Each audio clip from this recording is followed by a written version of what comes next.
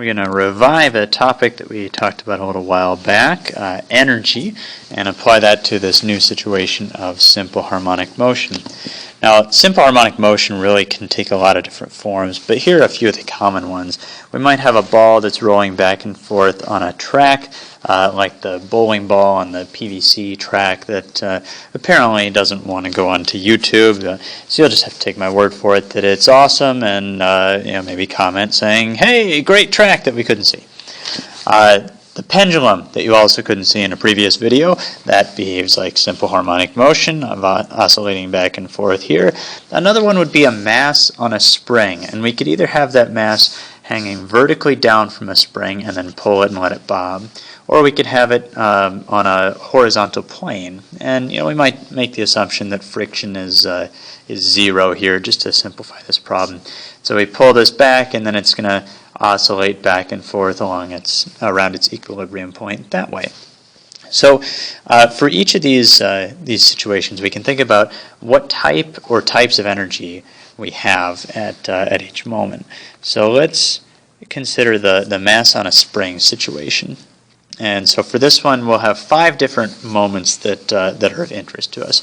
So the first one, we have our spring stretched out as far as we can get it. So we've pulled this mass over to the right, and we've just released it. So it's stretched out as much as it's going to get. The second moment, it's still stretched out more than its equilibrium or relaxed length, but just by a little bit. So this little dotted line here, that's going to represent the resting position for this. For time 2, we've got our third diagram, T2 is what I labeled that. Our mass is right at that equilibrium position, so the spring is not stretched out, it's also not compressed at that moment. T3, well, that thing has mass, so it has inertia, so it overshot that equilibrium position, and now it's compressing that spring just a little bit. And T4, that spring is as compressed as it's going to get. And after this, it's just going to go in the opposite order. So we have our spring a little bit compressed after this point, and then we have it not compressed and not stretched out, and then it'll get stretched out a little bit, and then stretched out a lot, and then stretched a little bit, and not stretched out, and compressed a little bit, and compressed all the way, and back and forth like this again and again. It's repeating motion. Back and forth like this again and again. It's repeating motion. Back and forth like this again and again. It's repeating motion. So we see that the same thing is just going to happen again and again here. So now we'll consider the different energy types that this block would have at each moment in time. So we've got 2 energy types that we can deal with here. We've got kinetic energy, that'll be in red, and elastic potential, or spring potential energy, which depends on, I'll write that in here, US is equal to 1/2 kx squared, so it depends on the stretch distance, the stretch length, and then K, the kinetic energy, is equal to 1/2 mv squared. Okay, so for our spring potential energy, for the initial state, we're going to see that that's as stretched out as it can get. So we have a maximum value right there for elastic potential energy.